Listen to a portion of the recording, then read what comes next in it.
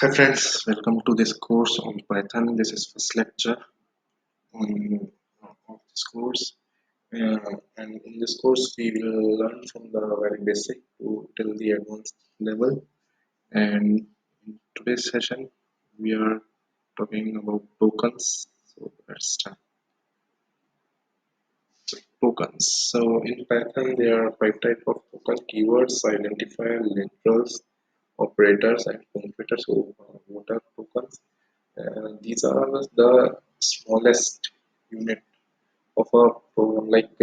For example, let's take an example of a paragraph.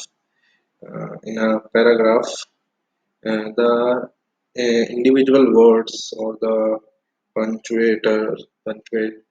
punctuation mark, these are tokens. So it is smallest unit of that paragraph, and it is also called lexical unit.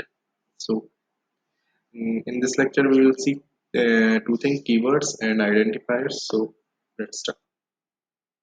So, yes, what are keywords? So keywords are some special words in Python which have reserved meaning. Means they have some reserved action. Means whenever you write that word, the compiler or interpreter uh, have have some reserved action for them.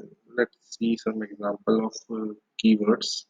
So, so in this, we can see this all the things which are highlighted by this orange color.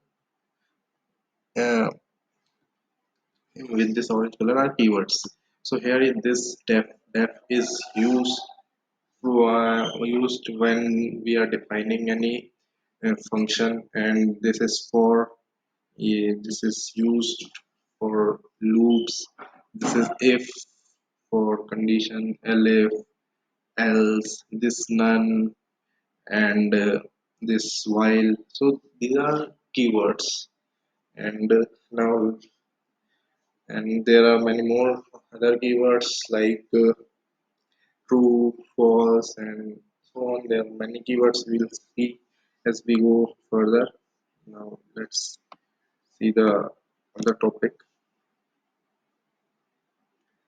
So, so now identifiers. So identifier, these are, as name suggests, these are something which identify the our parts of our program, different parts of our program. So here, as we can, so here it is what name. We have given a name to different parts, like for giving a given name for our variables, or in object-oriented programming, the objects and classes, we give name to them, and function as in this program, as, I, as we see in this program.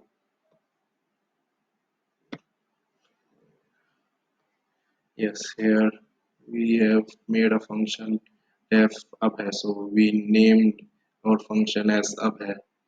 So and these are identifier. These are used to identify some part of our program. So the rules for making an identifier. So we can, for coming to length, we can use any length.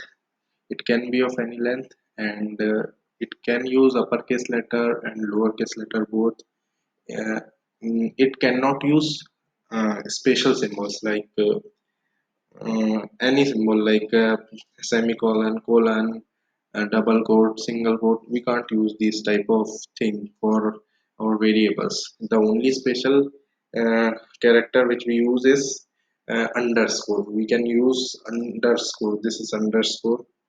Yeah, as you can see, this is underscore c underscore chk. Here date 9 underscore 7, and this. So we can use underscore only for special character, and we can use numbers, but there is a condition: we can't use number in first place.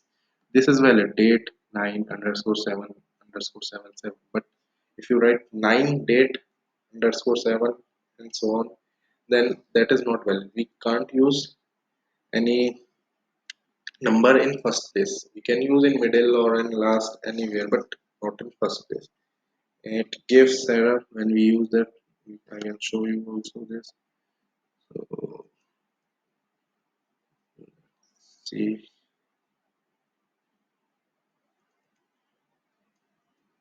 yes, let's make some invalid identifier. Say 3 3 equal to, let's give it a value 3 or 4, let's say. As I hit enter, syntax error, invalid syntax. So we can't use this 3 here, but this is valid. uh, date date 3, it is, sorry,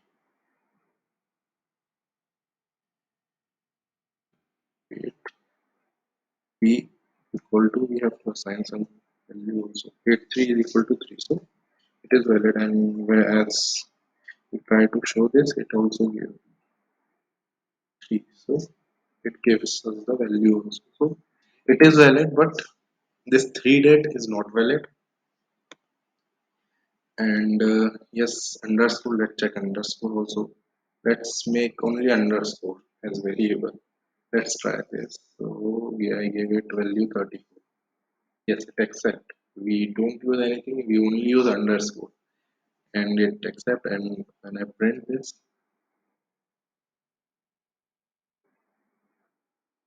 yes, gives value 34. So we can use underscore in any place. We can use uppercase, lowercase, both the letters in for the identifiers, and we can use number but not in first place. So that is all for this lecture. And next lecture we will see uh, other topics like later we see literals, operators and punctuator in next lecture. Thank you. Bye.